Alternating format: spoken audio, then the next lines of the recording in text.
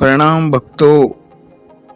आज का हमारा विषय है, आज का जो हमारा सब्जेक्ट है, जो संसार का प्रत्येक प्राणी जानना चाहता है कि कैसे इस सृष्टि की रचना हुई, कैसे ये वर्ल्ड, ये अनंत यूनिवर्स, अनंत ब्रह्मांड बने, इनको बनाने वाला कौन है और हम जीव असलियत में कौन हैं, कहाँ से आए हैं और हम यहाँ क्या कर रहे हैं और कब हम अपने परमात्मा से मिलेंगे। ये प्रश्न भक्तों हर एक व्यक्ति के अंदर जानने की चेष्टा होती है, जानने की इच्छा होती है कि कैसे ये सूरज चांद सितारे बने, जो आज तक एक पहेली ही बना हुआ है। क्योंकि हमने विज्ञान के क्षेत्र में चाहे कितनी भी उन्नति क्यों न की हो, लेकिन हम इस गुप्त रहस्य को आज तक न जान पाए हैं, न जान पाएंगे। क्योंकि इसका कारण है कि प्रभु सद्गुरु ने कैसे इस सृष्टि की रचना की। आज ये दास आपको प्रभु की कृपा, सतगुरु की कृपा से बताना चाहता है, तो आप बड़े ही ध्यान से और ध्यान मगन प्रेम पूर्वक ये सुनने का प्रयास करें। क्योंकि सर्वप्रथम मैं आपको बताना चाहता हूँ कि पहले वो परमात्मा अपनी मस्ती में आप ही मस्त था। उस समय कोई रचना नहीं थी, हम सब आत्माएं, और ये सारा विश्व उसी के अंदर समाया हुआ था। वो अपनी मस्ती में आप ही मस्त था। जैसे गुरबाणी में भी आया है, अरबद नरबद धुंधुकारा। पहले कोई भी क्रिएशन, कोई भी रचना नहीं थी। न गणेश था, न ब्रह्मा, न विष्णु, न महेश, न माया, न महामाया, न काल, न महाकाल। जब परमात्मा ने सोचा कि मैं कोई ऐसी रचना करूं, तो परमात्मा ने पहले अपने शब्द, अपनी वाणी से, अपनी वॉइस से, अपनी साउंड से 16 प्रकार की ताकतों को पैदा किया और 16 लोक रचे। मैं यहाँ पर आपको बताना चाहता हूँ कि परमात्मा कोई स्त्री या पुरुष नहीं है, ना वो नपुंसक है। वो एक अनंत ऊर्जा है, अनंत शक्ति है, अनंत प्रकाश है और अनंत मीठी वाणी रूप है, जिसको हम शब्द, नाम, कुन, आकाशवाणी, नभवाणी, निदाए सुल्तानी, बांगे आसमानी, वर्ड, लागोस, अलग अलग भाषाओं में जो महात्माओं ने हमें समझाने का प्रयास किया। अब जब परमात्मा ने रचना करने की सोची, तो उन्होंने सर्वप्रथम अपने प्रकाश और आवाज़ से पहले ये लोक रच करके उनके अंदर प्रकाश किया। फिर 16 ताकतों को पैदा किया, जिसमें से मुख्य 2 ताकतें थी, काल और माया। अब काल के मन में अलग से रचना रचने का ख्याल आया, तो उसने उस परमात्मा की 70 युग तक एक टांग पर खड़े होकर आराधना की, भक्ति की, ध्यान किया। तो फिर परमात्मा ने उनसे पूछा कि भाई तुझे क्या चाहिए। तो काल कहने लगा, मैं प्रभु आपकी शक्ति और हुक्म से अलग देश की रचना करना चाहता हूँ। अब मालिक तो हर तरह से समर्थ है, हर तरह से वो कैपेबल है, हर अनंत शक्ति का मालिक है, बेपरवाह है। तो उन्होंने त्रिलोकी रच करके काल के हवाले कर दी। अब काल सोचता है कि मैं इस त्रिलोकी को आबाद कैसे करूं। तो फिर उसने 64 युग फिर मालिक का ध्यान किया, मालिक की भक्ति की और मालिक को प्रसन्न किया। तो मालिक कहने लगे कि भाई अब तुझे अब क्या चाहिए, अब तुझे किस चीज़ की आवश्यकता है। तो काल कहने लगा, हे मालिक परमात्मा, अब ये आपने 3 लोक और 14 भवन का राज तो मुझे दिया है, लेकिन मैं राज किस पर करूं। तो परमात्मा ने माया की रचना की और माया को आदेश दिया, आप काल के साथ जा कर के रचना करो। और माया को अपना सोहम जीव जो 16 सूरज का प्रकाश है वो माया को दिए, यानी अपने अंश आत्माओं को जो स्वयं 16 सूर्य का नूर है, 16 सूरज की लाइट है, वो माया को दी।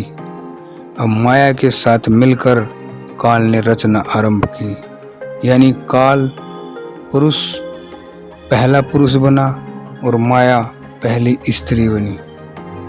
तब उन्होंने इस खेल की रचना करने का पीड़ा उठाया। तब काल ने पहले काम से 3 शक्तियां पैदा की, ब्रह्मा, विष्णु और महेश, और उनको अलग अलग कार्यभार दिया। ब्रह्मा को सृष्टि को रचने का, कर्मों के अनुसार शरीर बनाने का, विष्णु को पालने का और शिव को संहार करने का। लेकिन उसने अपना भेद उनको भी नहीं बताया, न ब्रह्मा को, न विष्णु को, न महेश को।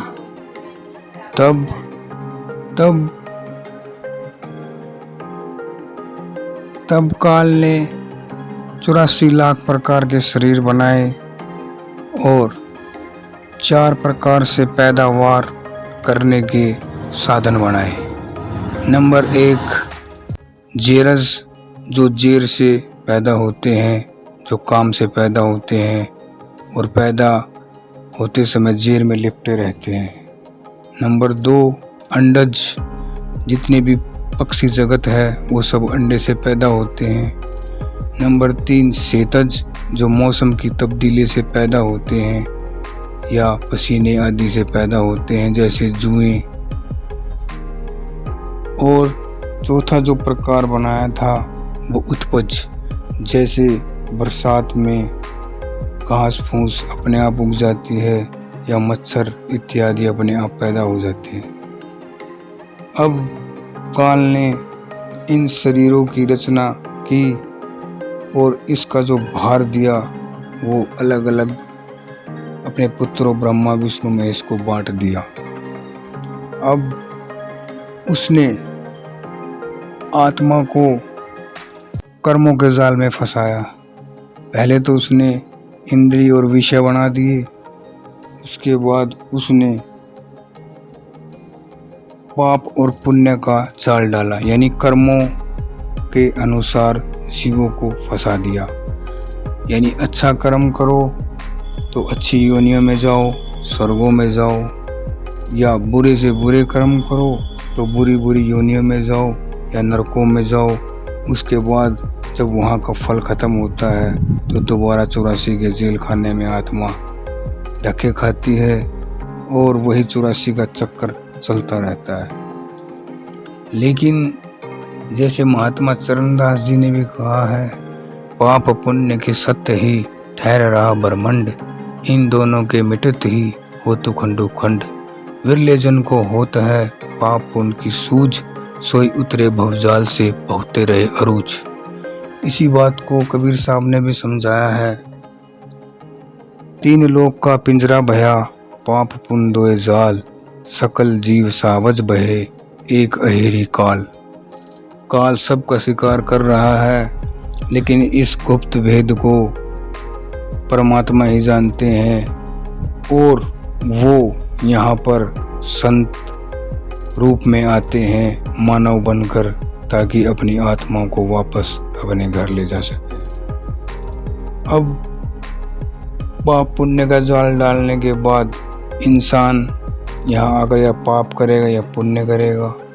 लेकिन कृष्ण भगवान ने भी लिखा है, पाप और पुण्य दोनों हथकड़ी हैं। एक लोहे की समझ लीजिए, एक सोने की समझ लीजिए, लेकिन रहा तो कैदी का कैदी, रहा तो जेली का जेली।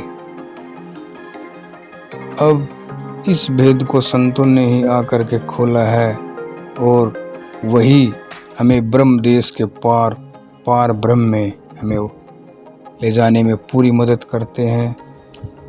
अब काल ने परमात्मा से 3 शर्तें भी ली हुई हैं। नंबर 1, किसी जीव को अपने पिछले कर्मों की खबर ना हो। नंबर 2, जो जीव जिस भी योनि में हो वहाँ खुश रहे। नंबर 3, आप जब भी यहाँ संत रूप में आए या आप सीधा अवतरण लें तो आप किसी को चमत्कार दिखाकर प्रभावित कर उन्हें नाम दान देकर वापस अपने अंदर सचखंड और अनामी में ना ले जाएं। अब ये जाल इतना मुहिम है, बड़े से बड़े जपी तपी, बड़े से बड़े ज्ञानी मुनि, ऋषि पीर पैगंबर इस जाल से बच नहीं पाए। विश्वामित्र ने 60,000 साल तप किया, लेकिन मन के हाथों मारे गए। मन ने अपने साथी आत्मा के साथ गांठ लगाए हुए हैं काम, क्रोध, लोभ, मोह, अहंकार। ये पांचों मन का काम करते हैं और मन अंदर से इनकी मदद करता है। तो हम इस दुनिया में या तो काम का काम कर रहे हैं, या क्रोध का, या लोभ का, या मोह का, या अहंकार का। जैसे बाल बच्चे मोह के, औरतें इसके काम की, मानवड़ियाँ अहंकार की, दुश्मन इसके क्रोध के, जमीनें ज़्यादा दे लोभ की। अपना कौन सा काम है? या तो इसमें तन खुश होता है या मन खुश होता है। आत्मा का क्या बना? आत्मा का परमात्मा से मिलन ये अनंत काल पहले जो बिछो हुआ था, ये संतों के द्वारा ही ये कार्य किया जाता है। तो आज की वीडियो में बस इतना ही दोस्तों। आने वाली वीडियो में आप फिर से सुन पाएंगे इस प्रभु की अनंत मीठी रचना कैसे हुई और कैसे उसने ये रचा और कैसे वो संत या परम संत बन के यहाँ आता है और कैसे हमें वापस अपने निज धाम लेकर जाता है। क्योंकि संतन पही आप उदाहरण आयो, क्योंकि बुल्ले शाह ने भी लिखा है, हाफिज साहब भी फरमाते हैं, ओ मौला आदमी बन आया, वो आया जग जगाया। सूरत अपनी देखन ताई दिल भर जानी मेरे, आदम दे बुत खाने अंदर आन लगाए डेरे। लेकिन हम उस संत को पहचान नहीं सकते, क्योंकि पूरी दुनिया में ऐसे संतों की पहचान करना असंभव है। इसका भी इलाज गुरबाणी में बताया है, अपने जीव ते आप संभाले आप ही लड़लाई। वो अपने जीवों को आप ही बुलाने वाला है और आप ही अपने लड़ लगा लेता है, प्रेम प्यार करने के लिए अपने पास बुला लेता है। अगर हम उसका एक तरीका है, अगर हम एकांत में सच्चे दिल से रोएं, हे परमात्मा मैं तेरी अंश, यहाँ काल और माया के जेल खाने में फंसा हुआ, अनंत काल से इसकी जेल में फंसकर कभी 84 लाख योनि में धक्के खाता हूँ, कभी स्वर्गों में कभी नरकों में, तू मेरा कुछ इंतजाम कर। अगर हम सच्चे दिल से रोते हैं तो वो मालिक ज़रूर सुनता है अंदर बैठा हुआ, और वो कोई तसल्ली देकर, पर्चा देकर हमें पूरे संत से मिला देता है, जिस समय वह उस संत से काम ले रहा होता है। ये है मिलने का तरीका। कहीं पर भटकने की आवश्यकता नहीं है, आवश्यकता है सच्चे दिल से रोने की, पुकार करने की। क्योंकि चींटी के पग नो पर बांधे तो भी साहिब सुनता है। अगर हम एक छोटी सी चींटी को कोई घुंघरू बांध दें तो उसकी बारीक से बारीक आवाज़ भी परमात्मा के पास पहुंचती है। तो क्या वो हमारी पुकार, रोना नहीं सुनेगा? तो आने वाली वीडियो में आप फिर सुन पाएंगे इस प्रेम के अनंत महासागर में हम कैसे गोते लगा सकते हैं, कैसे प्रभु ने हमें बिछो दिया और कैसे अपने अंदर समाने का काम करता है। और इस वीडियो को लाइक और सब्सक्राइब करें और बेल आइकॉन दबाना ना भूलें दोस्तों। बोलिए सद्गुरुदेवाय नमः, सद्गुरुदेवाय नमः।